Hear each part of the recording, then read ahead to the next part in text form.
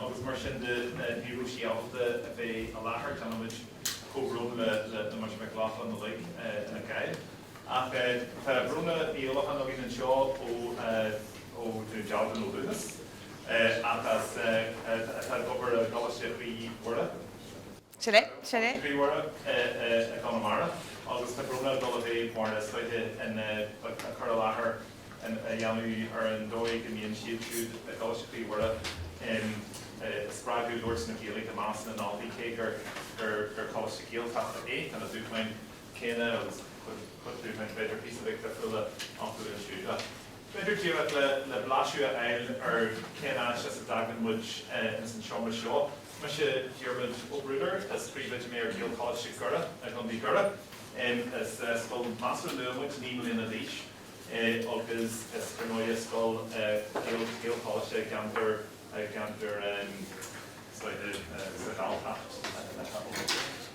a bhfuil mór an agam an seo lá an airde ó Gaeilge Coláiste sa cheantar Bhéarla. An bhfuil mór an agam an seo ó Gaeilge Coláiste sa Gaeltacht. Cheantar Gaeltachta? Níos lú. An bhfuil duine bhí agam an seo atá gobar in Ianad a scoil Bhéarla. And well, then you'll be young and sure all Coláiste breise just no ó agriachtaí tapiachta an Gaeilge just a couple of dimension foster. Ain't the wise. Gaeilge gur maithigid agus gur maithigid agus me ítach sásta bhain seo aniu agus pí a cainte dhéanú libh is anúir eatarthu agus dar scoil go fiúing a bheith cainte seo aniu agus ní hégur sanolí mise ach just go inseoing díobh cuid den rudaí rinmuid sa scoil agus go dimar díirí lo ó thosaí an scéime hatas mar scoil Gaeltachta nó bag a raibh sin fasta. Mar dúrú is as condéú ó thuchasú agus bhí me ar Ghaeilge scoil Chroí in sin, bhí me an thosaí sin an bblion gur mission í an bhaga, so bhí an táirm mar sin. Bhain me antaithní chuid blianta sa Ghaeilge scoil sin agus chuidí na múintirí sin go mór lomsa cuid den na scoileanna a dóla man sin ar bhí me sa monscoil seaan siad lom go fóil sa mína mar na múintirí sin. Bella agus Eileen agus Bert Anshin de chuid tain a bhí múna sa scoil fasta.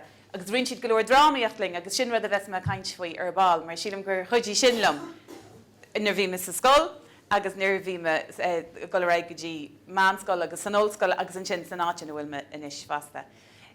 Mar sin chuí me as sin, so bhí me an Gaeilge agus sin chuí me as sin go Coláiste ríis in an dealgan scoil na Mhuire agus sra Gaeilge a bhí an sin ach bhí cuaig nó sé rang in cholimhlíon agus bheith rang amháin a bheith a tuairt faoin na Hábhar trí Gaeilge ach ní róna chuid eile. So is go achan cinnal síl scoilíocht a feici go manis mar go Roma in Gaeilge scoil an sin go Roma an sra agus an sin chuig me an ollscoil in Gaeilge agus dan an ní rimi mar asin sin in dhé sin agus tá manis Coláiste Chroí Mhuire sa Spidéal scoil Gaeltachta agus thosaí min sin i 2003.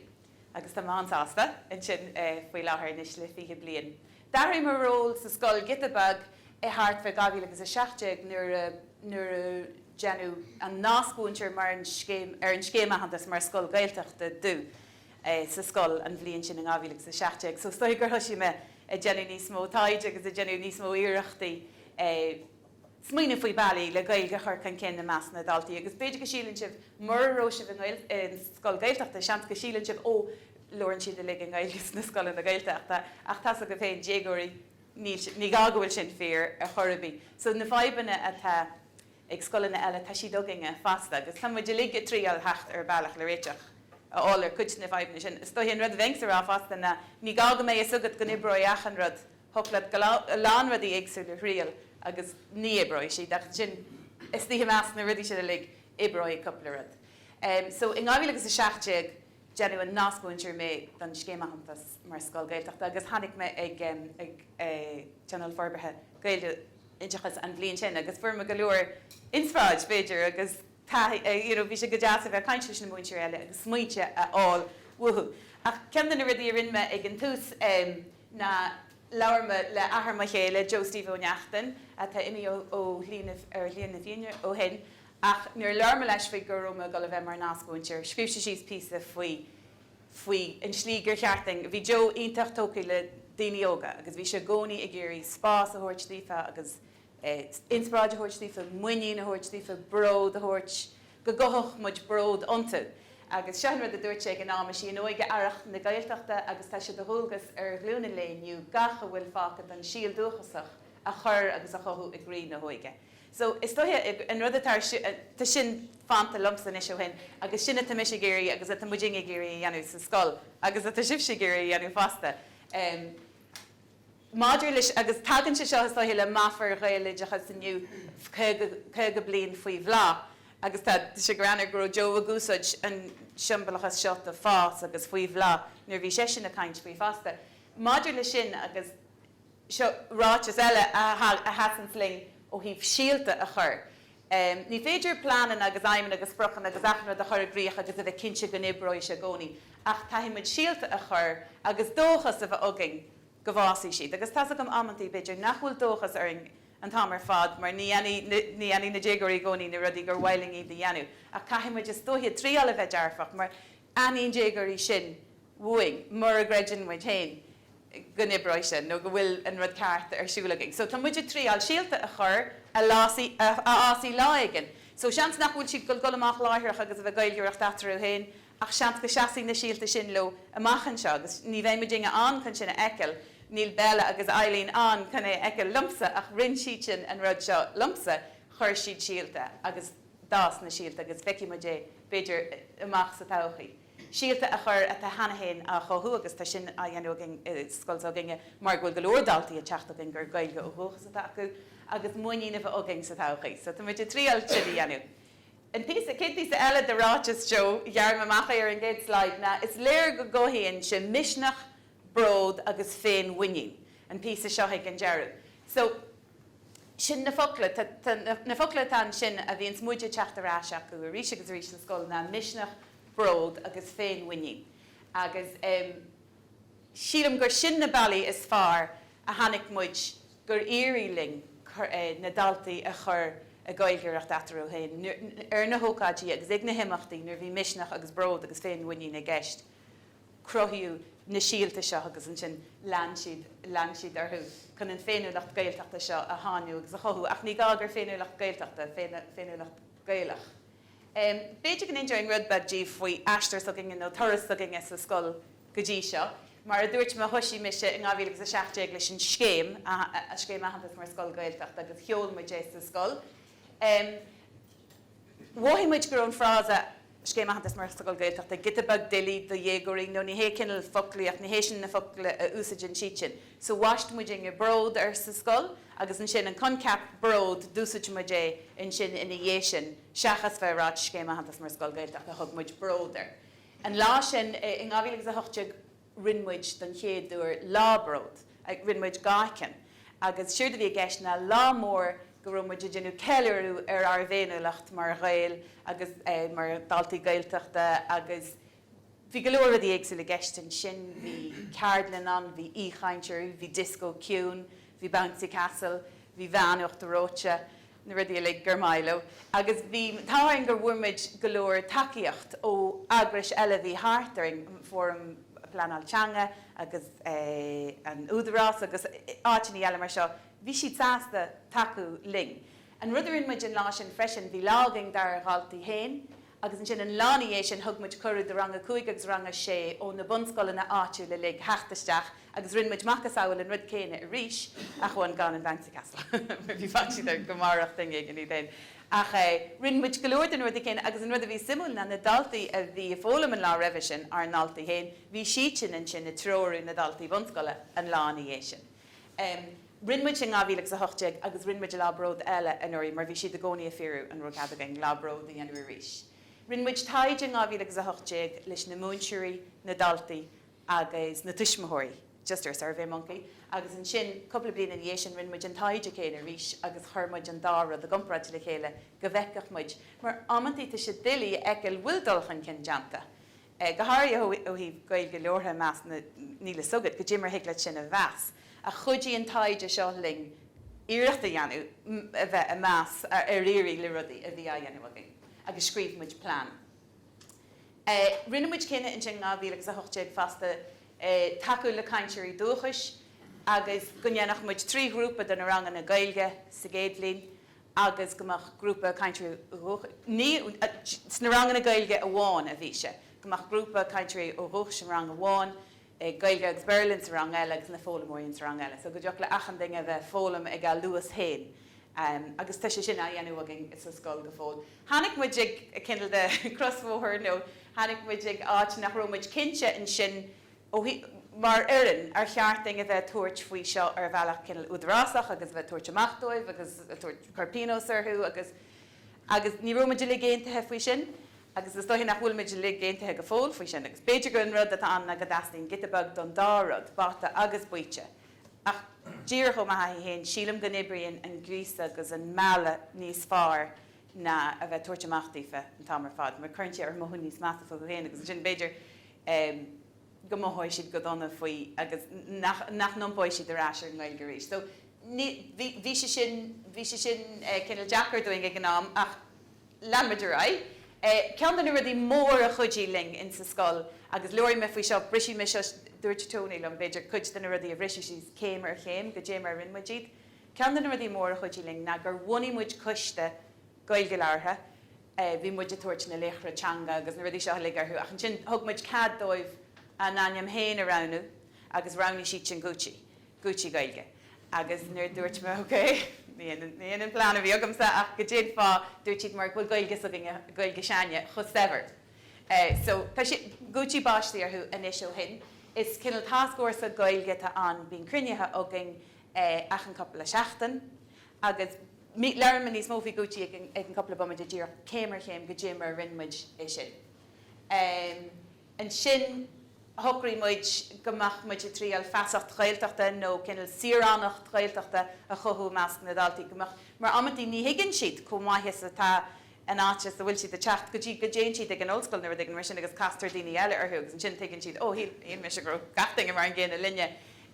So thoisí muid ar cinnal de seisiún feasachta agus rinne muid sé seo le drámaíocht. Rinne muid an dráma cearta, bunithe ar chearta sibhialta na Gaeltachta, mar bhí muid a déanú comórú ar sin ag an am, agus rinne muid dráma eile bio, rinne muid dráma eile bród fasta, so úsáid muid an drámaíocht go minic leis na teachtrachaí a chur nó na síalta a chur, agus bíon smailóé mar buinn si taithniú drámaíocht ar rénos.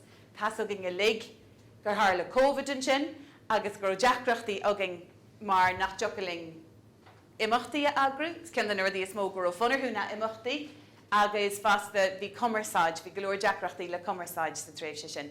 Lean Gucci arthú a deanú na cruinnethe ar lína nuair bhí COVID an, agus dagraí siad comórtas Green Grafadóireacht agus comórtas Bacáil agus na rudí seo lig. So lean muid ará ach ní róise go héas go céine. Rinne muid an survey céine a luí me 2008 a rísin fiche héin agus chonig muid golóir airthe leir me le faoi cuid na hathe sin in is an second. Agus leanmuid ar English an siránacht Gaeltachta seo scríbmuid an leabhar Eadrainn Féin, tá seo go muid seo be muid an ancaint faoi, agus rinne muid comórú ar chatlín mód íorghalta ón scoil.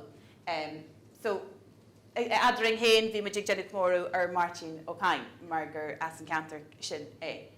Agus an sin in sin fi dó hanig in na Cigurí, bhíon 3 policy, scríbmuid 3 policy, scríb Gucci, 3 policy nua, leir me faoi sin ar go caint faoi Gucci. Bhí na critar cólínta agin, bhí na gníomhanna a bhí jamta agin sa bláán, bantamach agin, agus bhaí muid cuiste tuismóirí, cos le Gucci a bháin gur tuismóirí agus washed Gucci each and freisin agus thug siad Chanel arthú. So lean, like muid dóibh sin dhéanú freisin mar gur se chuglaiste. Leis an táidir rinmuid, bhí go leor dearfach le feiceil eatarthu, bhí 8 fan géad dúirt gur maiile Gaeilge agus 9 fan géad an seachtar eile ní hén nártha an Gaeilge le, an 7 fan géad eile. Dúirt 3 fan géad acu gur bhhailú níos mó imachtaí, gur sin an bailachas mó go jocaling taú le, agus dúirt 3 fan géad acu gur bhhailú níos mó Gaeilge úsáidir gach lá ar scoil I measca Gaeilge hain. So, in rud a ghlach madinga as sin na bhhailú bheith Gaeilgeacht eatarthu hain, smailó Gaeilge, ach amantí ní dhéanann siad é, agus cén slí gur féidir linge cuidiú lo é dhéanú féidir imachtaí agus rudí mar sinna agru. Ghlach muid leis gur rud maithe bhí an go raibh siad a géireann níos mó Gaeilge úsáid eatarthu hain. Sin an brisú síos ar na rangana céad dar agus tríú blin na rangana Gaeilge, gomach muid taú leis na grúpaí difriú Gaeilgeoirí, Roinneann faoi grúpáilarthú agus an sin gomach 3 grúpa éagsú. Bhí go leor ceistena a banseach leis sin freisin agus airhéon muid sin Roinneann achan bblion, mar ní héige bhfuil sin a gcónaí díreach ceart a chuird, is stohí go muid leirg an bailachas fearr le é dhéanamh. Bhí muid ag díreú ar an critar ag díreú a riachtainna sí teanga idir na gaiintirí dúchas an sin. Le gúidí agus leis an rang Gaeilge sin gur na gaiintirí dúchas atá an, croíonn sin cinnal charman teanga agus maithíonn siad amantaí an rud a bhí atarlú na bhí leaghis nach orthú nó beidir mar siad cinnal ní bheith náir orthú na rud agus ní bhechan ar Gaeilge acu an sin bhí siad á chealt gitabag. Ach le gúidí agus leis na rangan leis an grúpáil sin bhí charman an nó bhí áit sábhailte an agus maithíonn muid go gcuidí an sin ling. Bhaist muid brí, bród, béal agus bio ar an scéama hantas agus rinne muid iirecht imachtaí a agru a bhí teacht leis an ceire téama nó smaoinemh sin. Rinne muid an scéama hantas mar scoil Gaeltachta mar chuid den frósas Féinmheastóireacht Scoile, agus an sin mar dúirt mar rinne muid taid agus bhálaí muid ólas ar go leor bailí éagsún. Mar hampla bhí muid an anna eiceil idir an chéad survey an dara survey gonneachaí an méid daltaí a bhí déanú na hábhar trú Gaeilge ó 9.4 fan géad go dtí 9.4 fan géad. Cean den a rudí rinne muid an sin agus bhí seo teantach in raibh-thosaí an scéim, rinne muid cinna nach má éon séacs leabhar i mbeirle dáhuairteach it's na rangan na seoisireacha ar Chroí. Gur nótaí múidirí a bhí gceist nó nótaí ó cág agus tá go leor Laochra ítach tacaí le coppla blian ó cág agus dúsait muid sin. Mar bhaimiid gur muid tuairt teachtrach meascaí dífa, má bhí muid tuairt leabhar i mbeirle dífa a chan sin a bheith súil lo bheith Gaeilgeacht. So sin cinna a bhí deantach in raibh-thosaí an scéim agus chuidí sin go mór fecinn tú an difriocht, bhí 9.4 fan géad, bhí sin mai ach tá sé éirí go fiú níos fearr ag 9.4 fan géad. Agus is sin bunathe ar na téacs leabhar dearing.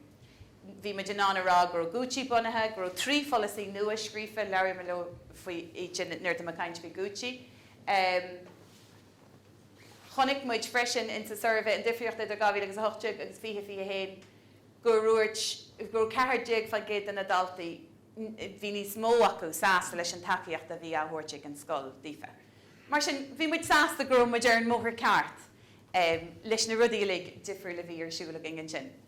Cé go bhlíonn faoi bhlá an téama atá Gaeilge chas an léana, so i dúirt man am héin measú an jocalam smaoinú ar cé go rud a rinne muid sa scoil le coppla blian agus híime sí agus scríomh maichaid agus tá cé go rud an ní féidir le bhí le geiceil sin ach tá siad brista sí san tethagam. Agus tá cinnte go bhfuil sibse le go deanú na rudaí céine seo. Díreach dúirt me go rathing tríd go scipaí agus gan inseoing díospóireacht, drámaíocht, an cuiste Gaeilge gúidí, bí na daltaí páirteach go mórtais ardan an oireachtais agus mórtas litir an oireachtais, grú trúir ón scoil am líana dúis ag mórtas litir an oireachtais. Pod chréaltaí is bralaí sin, an lábród, leabhar me libh faoi an lábród, hanna fan jaibháil, níl misigal teispantas jaibháil iad ag dífanis mar níl éontaí agamsa ar, ach a thug an Bróna Teanga cúnamh doing, hánig teagas gur jaibháile isteach, agus hahanse go mórlú. Agus bunathe sin rud a thug má faoi dearg an oireachtas am líana na ghfuil golóirdífa tuairtinis ar tríal dása set, so tú muid go leis sin a rial inis thucraí muid an criniú gúidí dearnach, nach mé criniú agin sa géad criniú eile, ach na daltaí ón insa criniú, na daltaí ag nútí atá ná set an sa dhéanú, go bhfuil siad go le agus don chuid eile doing. Beidir nach me se a chitin. Agus in sin, maithéinte sin go maiid, go raithid muidir maith agus Jenny Majé leis an scoil ar fad in sin in é sin. Mar tá siad go leir a gleiscéile bhí kind of a piece of crack nó sprí a bheith acu. So sin in jaibhal, tá leanann se raigh sin, clár na ggólachtaí sin grúpón scoil ar brú, clár na ggólachtaí, go minic Janan an múintir. Ní altar faoin na múintirí Gaeilge a bhána, mar go minic Janan na múintirí eile iirecht, tá clár na ggólachtaí na múintir gnó, agus Janan si iirecht a gcónaí gomach blas áireachta nó gailteachta nó rud a cinnt leis na rudí a bhíonn siúla le clár na ggólachtaí. An lábácála, tá go leor rudí, tá coiste gailbhreaach, so tá coiste gútí agin, tá coiste gailbhreaach agin frasta, agus tá coiste glas agin. Agus just measan muid go gaiiríonn sin leis na daltaí glór a bheith acu. Agus an sin cílíonn se mata imachtaí nó rudig an agraí go ddíglad golthaigh cilte na coistí seo agus daoine aáil le dulthaigh imachtaí. Mar hampla an teachtain Chacate bhí ollscoil na Gaeilge a lurag grúpaí le smuointe thuirt le tuairte cap fiche hocht in Dubai. Cheap siad a ligur siad a golig Dubai, níl siad a golig Dubai.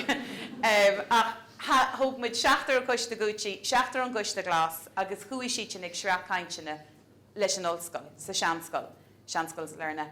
Agus chuí sin a ra a 16 go le nó mar sin. It's just tugann se taithí dífa ar rudí éagsúil. Agus caiimara bhfuil an táing, bhfuil Beidir cinscú digann siad bhfuil glór acu, go mín siad a gcónaí sásta tuairt faoin na rudí seo. So, sin couple of dearnach an seo, a disco cún, leir a faoi sin. Seo an dáchan tá muid a gobar arthú an isis faoi láthair an haiku agus an tausa set. An haiku, cinnal den recinn se Eadrainn Féin, bhí macaint leis an múintir bhí a pléilm ar Eadrainn Féin agus si héin, bhí comórtas haiku in sin 16 ago hen ní cyfilm céhí agru. A chuisi muid is muoine faoi haiku mar a bhealach simú le beidir haiku aáil ó chulaching is sa scoil, agus iad a hairings le céile ar bhealach ag an mar sin. Ok, an leabhar Eadrainn Féin, beidir just godóirí amach, díomh cóp de seo, agus an sin leirí me libh céimar chéim go déimar rinmuid é seo, hiagla bhí a chuir siir, tá tiilú agam an seo. Dear just le ráit le hiagla bhí a breanú tríte leor an sin agus na macaint, sin ceanna na tógraí a dúirt me beidir go mrising síos céimar chéim go déimar rinmuid seo, agus go déint lí gur cheapmuid gur chuidí seo linne agus leis na daltaí. Nuair a thoisí muidir seo, níor cheapmuid gur bin an críocha bheachar, ní rós agin cén críocha bheachar, cos leis na síalta, ní rós agin céinar ró siad go le bheith fás. Thugraí muid a dosach go ndeannach muid 16 fasa, mar chuid den siarannacht gailteachta seo, go mbeadh muid a déanú ceiliúrú ar nGaeilge féin ar na daoine mór le rá a bhí sa scoil, nó a bhí sa gantar, nó a chur cultúr chun cinn. Agus bheoh muid martí nó cain. Margar as grach an glasdó agus tá sé an gáardúing san áit na bhfuil an scoil. So thugraí muid a dosach go ndeannach muid 16 fasachta sin mar a thoisíse, bhí muid a déanú tóiríocht taisce, agus couple rud mar sin, agus sin bhí sim acuáin, bhí siad a lig cinnal de bhí itasarm, goró sim acuáin, ach bhí sim acuáin. So lean muid ráid sin an céad céim rinn muid 16 fasachta. An sin thugraí me héanagus na múintirí Gaeilge, gomach sé simúil, gomach cinnal syllabus Chroí agin a fá 16 a go ndeannach achan rang sa scoil, achan rang Gaeilge sa scoil, an rud céine a fá 16. A fólam faoi martí nó cain. Sa géadlín agus san áirteist. A rís níú sin a riú deanta agin raibh a chéimiid me sé simúil é a rial. So rinne muid sin, sin céim a dó. Sa 16 sin bhí rudí éagsúil bhí podcréile a bhí deanta agin idirlín, hrú siad dúis le podcréile sin in é sin, hen muid sin sna rangna, heispan muid písaí ó gach lár telefíse, rinn muid léomhhéiscint agus rinn muid rudí éagsúil mar sin, chuirmuid iad a lig le chéile i bacaiste, agus thugmuid iad a achandalta sa scoil. Ag an críoch, ag dá lehanach dearnach sa bacaiste, bhí fráma folú ag an bháin acu, agus bhí lehanach glán ar an lehanach dearnach. Nu bhín 16 hart dúirt muid lo, an dúir sib se fragra doing inis ar sin. Hiagla a ragra a dhéanú ar bailach a bícar bhile, hiagla dána scríb, nó litúr scríb, nó písa taide a dhéanú, nó písa alíana a chrothú, nó beidir mána a scríb, rud a bí a churabí gur bhaileat. Thug muid 16 dóibh, agus thug siad na fragraí arásting. A rís bhí intas ar gur thug siad an urid, a chanig galóir fragraí arás. Bhí galóir múintirí eile páirteach frasta, ní na múintirí Gaeilge a bhána bhíán, mar gur martí nó cain commaithe teangacha, na muintirí teangacha, muintir Francíise, feice dáanta I Francíise sin, muintirí stara. So bhí achan dinge páirteach an sa cinnal tomaid achas seo faoi Uairtí nó Cáin na fá seachtainna. Rinmuid comórtas bag agus lurg muid na freagraí. Hannig a lán freagraí isteach, agus a dusach bhartaí mis na freagraí a chrocu I bóirse na scoile, mar grú siad commáid, agus bhí glór alíonn an, bhí siad dínta tainneamach. So chroc mas a bóirse iad, an sin rún an scoil cins COVID. So urbí grú mis a chomhaint an agus arás haar an scoil decking na rudí crochta sa bóirse, agus bhí mar tá siad chodead bechearting rudí gan eile a dhéanú lo. So crocu na freagraí sa bóirse, an sin Thocraimid go chearting fórum níos fearr all chun na PC alíonna seo, go bhfeiceach níos mó daoine iad. So, rinmuid cinna beidir go chearting iad a ailtiú. Fuairmuid oireacht ó Laochra Teanga agus ó údarás na Gaeltachta arís. Rinn méhéin agus na muintirí Gaeilge agrúthirt arthú agus iad a grúpáil ar bhealaí faoi le. Chuaimid ag clódóir áitiúil, G-cló, agus roinnímuid stíl agus legan amach. Bhí muid ag ggéire goach se cinnal sean, go mthach se sean nach pábair le lunnear a bheitchan go mthach se ar nós seanrad. An sin, thocraimid go se go deas seo a rint leis na scoileanna eile háartaring, dúirt nuair nuirtamideach ar a gló an goirímuid an ngeannímuid cópan na breise agus an sin bart den na leabhar seo a thuirt den na bunscoile na áitiúil le lig háartaring. So thocraimid sin dhéanú, agus an sin dúirt muid bechearting an bród seo a chruthús na daltaí go nearna siad an rud seo, so dagrímuid ócáid chealúire gunneannach muid an leabhar a cheolú ag Conamara Coast. Bíar an céit cinna chur ceall mar bhún achan rud arís le COVID, achan sin rinmuid é coppla míana sin. Díormuid ar Garage Denver, hacht iarthúis mthór ón scoile bhí an, hacht agus an leabhar a cheolú, agus rinse písa cainte ítach a sprág na daltaí agus a rís a Chroí bród ontu.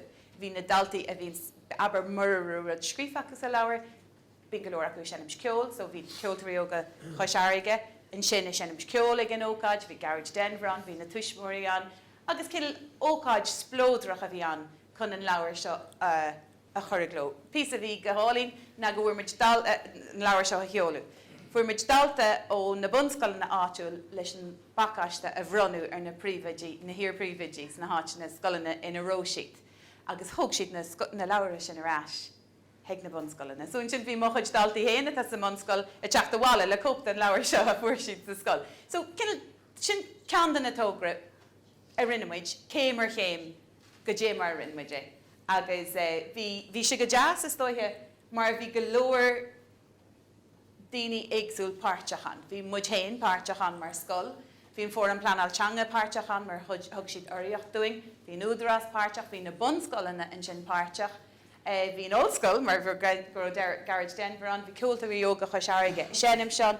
So sin sampla de ócáid a daibrí go maiid, agus mar dúirt man nuair a thoisiú muid a genútóireacht taisce faoi Uairtí nó Cáin bliain raibh sin, níor cheapmuid go bin an críoch a bheith ar an rud. Ach sin an críoch a bhíar, agus bhí muid ansásta leis. A rís bhí muid a crothú misneach bród agus féin bhain tá cóp an leabhar sin inis acu is féidir le rág ar údar fáiltethe iad agus seasaí se lo, tá muid asúil. Imachtaí eile a rinnemuid comóra ar chatlín mád, a rís bhí muid a tairint na muintirí éagsúil tá tairng sa scoil bhfuil na muintirí a lig sásta rudaí ar phríal agus iarachtaí a dhéanú agus iad a bheith páirteach sa bróisis, tá chola bhúntir sa scoil ítach teamónta agus ddígrasach faoi sin. Rinnemuid ag sa Joe Steve, an dráma carta, an dráma an chéad dráma bunathe ar Dan de chuid Johnny Hallwaig, leich áitiúil eile, rinnemuid an tógra gnóin má bhála farin si just samplaí, seo na scoile jeanann muid a gcónaí iarracht go méid téama báideach le éireacht agus cultúr in seo na scoile freisin, so sin sampla Conamara Mhuire agus coisáige gol go cap. Sin an ceandearnach bhí muid a caint faoin teach an rudrin siad an teach an teacha. Drámaíocht ceandan a rudí móra a dhéanann muid sa scoil, a rís is dóithe rinn me héin sa munscoile, rinn me sa bhanscoile, agus díosbaracht, agus seasan na rudí seo lo.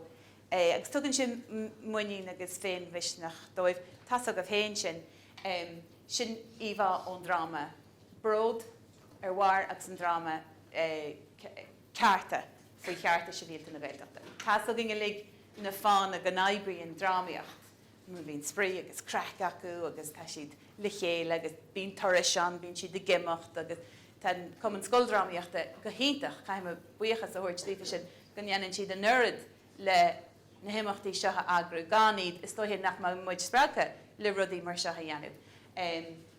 Ach taníonn se go mór lo na drámaí, nuair dhéanann muid inge drámaíocht, déanann muid iirecht go téama ceangailte le éireacht nó cultúr nó gaeltacht nó Gaeilge mar chuid den drama. So inta drama an chéad drama is dá an chuid Johnny Hall Waikatan, an drama carta sin drama faoi chearta sibhialta na Gaeltachta, an drama bród is drama faoi meath na Gaeilge an, ach tá sé cinnal spreagadh, bheitthrálaigh go ddígle sinna bheith spreagadh, ach tá agus cílíonn se gúil na síalta sin, gúil siad a smaoinú faoi na téimi sin in gáistí fa hen, mar sílann siad gúil siad a deanú drama.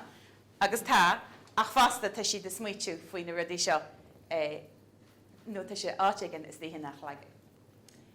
Seo gútí lear me libh díoch faoin guiste sin, brisi me síos céimar chéim go dé mar rinmuid gútí,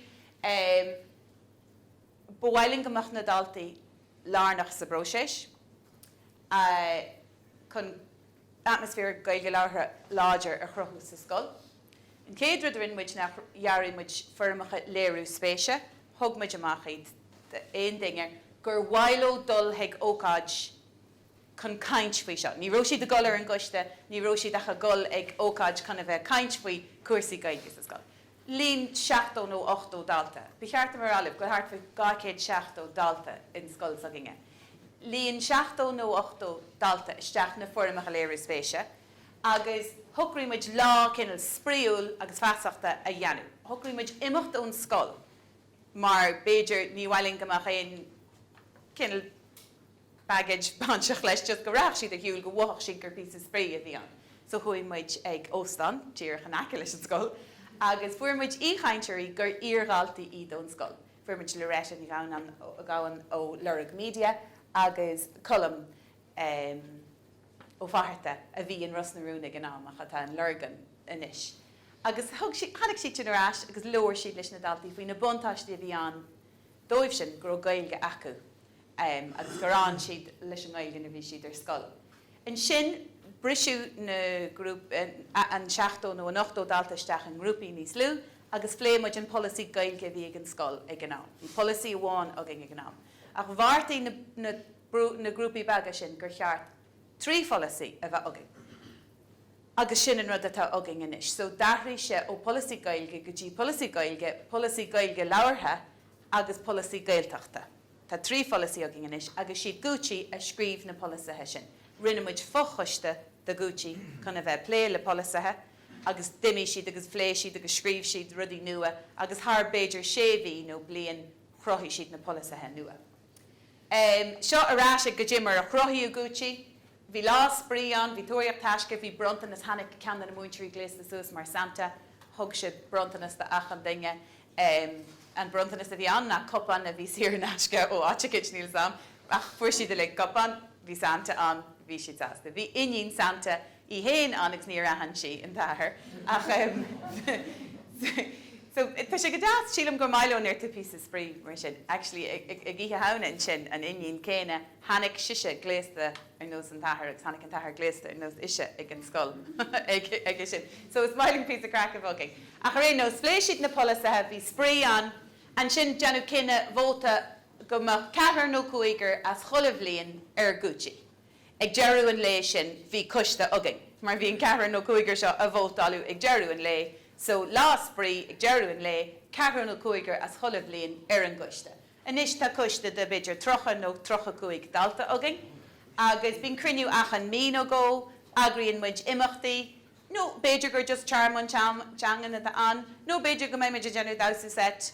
No beidir go bhfuil si de plan already nach darlóid. Ach go fóil tá siad a caint le chéile, tá cumarsáide agus tá misneach agus muín acu. Bunaíonn muidin sin fochuistí chun a bheith plé le rudaí faoi le, mar hampla bhuaigh muid an fochuiste chun na polisathe a dhéanú. Bhuaigh muid fochuiste leis an cap fi a hocht a dhéanú. So má tá grúpa a tastal, té me gútí ag dearm bhfuil aon dinge sásta hecht agus písa a dhéanú faoin rodile seo agus teag an 4 nó 5 amach. mar hampla, bhí cruinneoiging de March an teachtain seo, agus seohíad na rudí a thugrimid a dos a thug na daoine a bhí imi ag rudí thug siad aiseolalas doing faoin na rudí a bhí deanta acu. Sin iad an cap fhí hocht agus bhí grúpa eile tris gol ag ógáid cog faoi lá faoi cuistí Gaeilge a bhhaú sa scoil. So thug siad sin aiseolalas. Thugrí siad freisin gneann faoi trán ag eistre an nolig. Rowní siad beirt le golig imacht cuairlinn na nóg a tá go le bheith tarlú an teachtain se thugaing. Agus thugrí siad fasta gomach se go deas golig na scanan an tarach agus na gar scanan. So dúirt siad dír siad amach cad golig a victorlan smailo sin i dhéanú agus a rís mohíonn siad sin gur smaoinú sacha sin atá an agus chéad tá tan céad lína lig a gol ag na gar scanan in Colas an teachtain se thugaing. Rud eile a rinn siad na bhlééis siad an teasca seacht iartas atá an hacht gútí. Mar an cinenne bhí agin go dtí seo na níarnam ní raibh an céad bhliain in gútí mar bhí lád atarlú acu ar éanos. So ach rinn gútí feartas gomach céad bhliain ar gútí inis freisin. So inis caiimiid tá iartas agin an céad bhliain agus dar bhliain le bheith ar gútí. Agus siad gus fóg, tá muid dóchas up gohfuil a nerd sin daoine gur bhailo a bheith ar an gcuiste. Agus sin trú nach le ar fád a bhánach, just leis an róir. Tá muid trí lécha mádthart fe trochan nó cearacha. Agus cuiicníon muid ach an cruinniú le coppla Milsean, agus ní tá an sin nach í de bhealú agus í de chur amach an doras sanna so go dúcha si dorá an céad lá eile. So sin brista síos céim ar chéim go dé mar rinn muidinge cuiste Gaeilge Laochra sa scoil, agus go dé mar eadrainn agus creidum sa go gairínse go mór. Mar chum sa aithne níos fearr arthú bíam sa ag na cruinnithe ach siad héana a bhíns arachtan na cruinnithe. Scríbam samach clár beidir cuid den rudaí atá agam go gaithí siad feintspaí, ach bíon caithirlach acu héin agus brúnaí acu héin agus mar sin de agus chum sa aithne arthú sin chun siad sin aithne níos fearr agus an sin higló sin ráling rudaí gur bhhailú a rial. Mohíonn siad an sin gúil siad páirteach sa rud ar fad. So ríiste se cothú an misneach an bród agus an féad muoíonn sin. So sin inis íomh ón imeachta bhí agin faoi chatlín mád thuas a gantín na scoile agus a ríis sin me se cuiicní hin is a caiint faoin na rudaí a rinn muidinge sa scoil agus na rudaí atá a gobar go maithúing ach tamarrán níos anolaí mé ní hanach go bin cuid den rudaí a rinn muid agus tantáing bhfuil na múntrígus na daltaí agus lochbanisteachta cho oscailte chun seansa thuirting rudaí a rial. So, sin méid a teile ágamsa.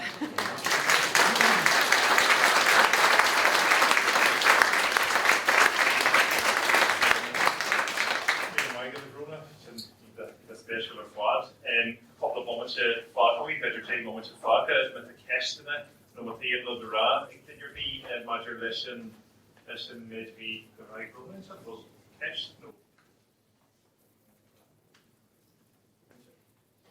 Bhí mágad sin áspéisiú ar fád. Gur is féiseachn sa cuiste gútí agus nó haidú chopád leis an 67 eile. An iad nuair bhíon gútí lé imeachtaí agus foscailte bhí le gáil freistal ar átaí eile. An iad buíoh an chuiste a gcónaí a héan. nó an iad Well, aber bhína tá smúin tíar na daoine nachhfuil, yeah. Well, bíon ní gágur daoine ón gcuiste amháin. Mar hampla ag an imeacht nuair chuimiid ag rud cog in sa gan mar coast faoi bunú cuiste Gaeilge, bhí daltaí eile nach raibh chuiste gútí ling. So beidir gur hanig méideartha gútí agus méideartha ó na ranganí eile. Agus ag cap, ag an rud faoi cap, bhí cuiste gútí agus cuiste glas, so bhí daoine nach raibh an cuiste gútí in sin freisin. So ní gágur cuiste gútí amháin a bhechan. Yeah, agus na himachtaí a lig, aber na rudí a thucraíonn gútí cos ar pictarlan nó mar sin na rangan ar fad an sin. Yeah. agus cin orm mín na cuine agus. Riham Scoile. Nuair a rang siar agamsa. So beidir go gurms germs a rís an taring ghfuil banisteocht cho agus na múintí eile cho hoscailte faoi sin. Janamíocht nach míte gcónaí air ag an am céine so nach méid si de caiilú na rangan na céine agus braniam ar chlár ama na hard teiste chun déna cinse nach beidir go janamíocht a dhéanú nuair a sítin sir nó nach bhfuil mata acu nuair a dtí mar sin. Ach I Riham Scoile rangháin cearcha bomaide agus germs sa leis sin lasféidir raibhréigs chuintí ar an gcóras VS-ware so go méid ag na múintí eile nach méid siad sa rang. Achas rudí bag a practicúil mar sin, aber amantí beicrniú agraí agus gin feici te bhfuil rud ag an eile tarlaí so caiith le chuir agus é aga go dtín teachtain níos sin. Tá cinnal salúpacht am. Sinead Greer als gan Gaeilge Maidir business. So major with the cash no with the running around very city to get an acne just as aggressive as her she looking and show fast of is much geary acne her kill of white test of the Brendan of Dublin college story of man white and Coláiste in Gaeilge and there is a character shaibhriú for this Taglords of the organization which moves in the rubbish and the media information the meeting of a shop agus just ceist ama agus mat a chláir ama omna a bhí an bhíidir ceist ag rapúin in seo bhuiin ceangail ag seo le nósfuir teangaí páirthin scoileanna omlan ó hí bhuiil se ag cuidú bliana choirdó na Gaeilge. Tá sé cuidú, mar tá sin rud sa mún ní gágamathe gcónaí a plé le Gaeilge chuir cin beidir go tú deanúir ag an eile ach an thura bhíonn ar ná go mín si taobh na Gaeilgeacht atú hain. Aber nuirta si diligus tí le céile cruinne gúti, nuair imíonn siad amach an doras.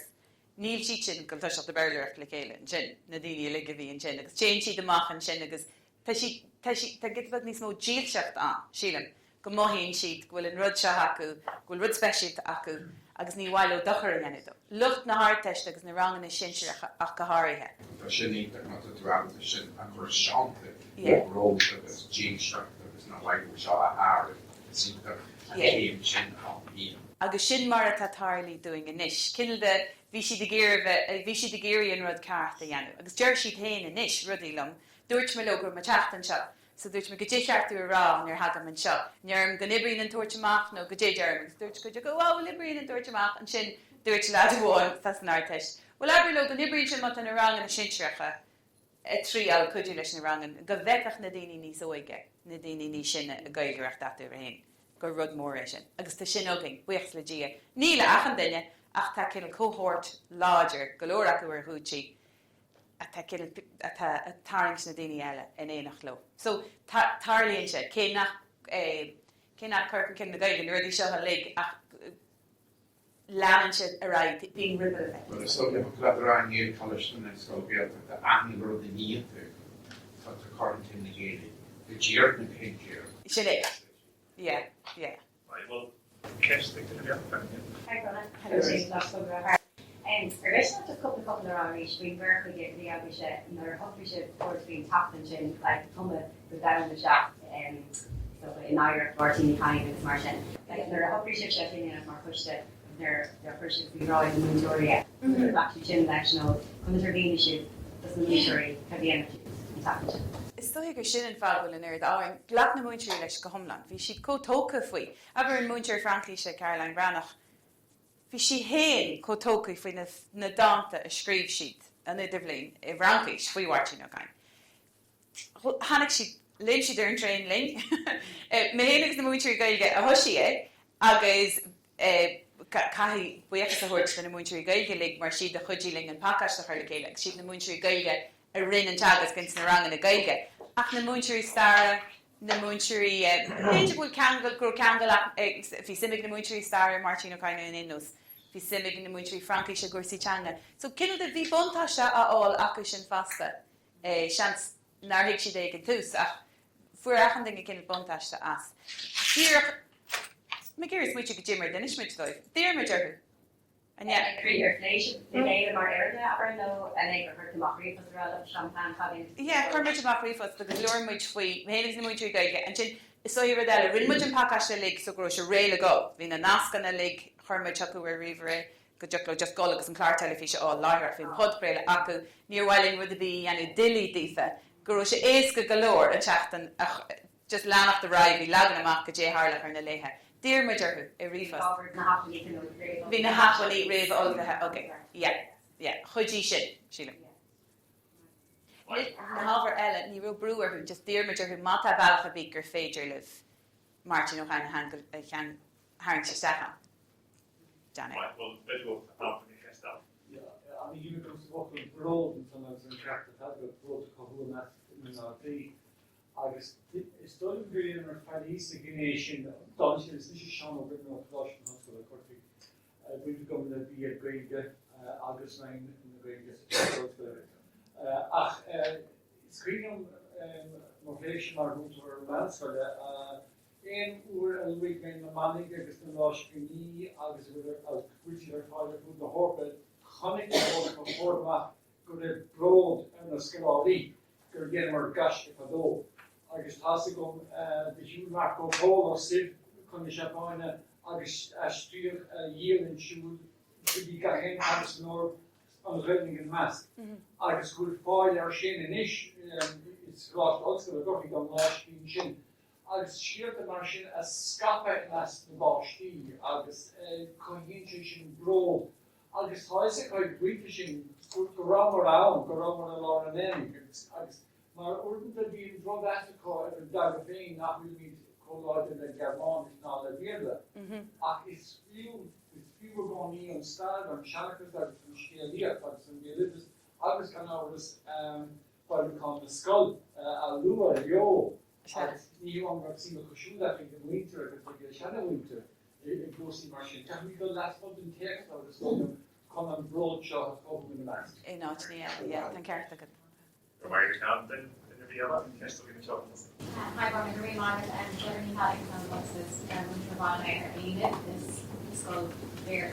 So I'm the doctor of the office and he's great for you scoil Roinneann here at this mission that I guess talks and on fun and the golly air on push that we so we're having lots of how air and fun where these air the on as well. Sin mar tá tarla fú láthir tá siad a fánach there.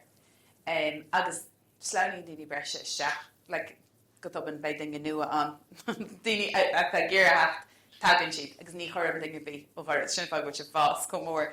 Fáann siad an ó bblion go blion, mar go bhfuil se bhí ceist fao sin ní roimeid cinnte go dtí mar dhéanach muide sin leis an Gaeilreachtach agus leis an Guiste Glas aithríonn sin. Agus le Coláiste amachlainn aithríonn sin, tá Coláiste amachlainn an fasta ach le Cuiste Gútí fáann siad is cinnal de she done good job.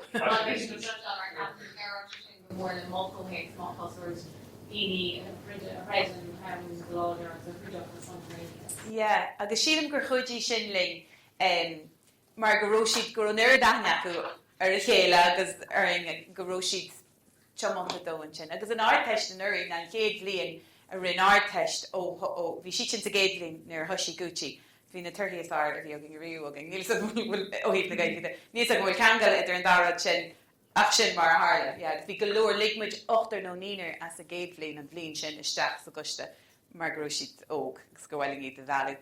Dáin siad sin ling an bailach lig go dtíon deir. Okay, well, maidir a rolla,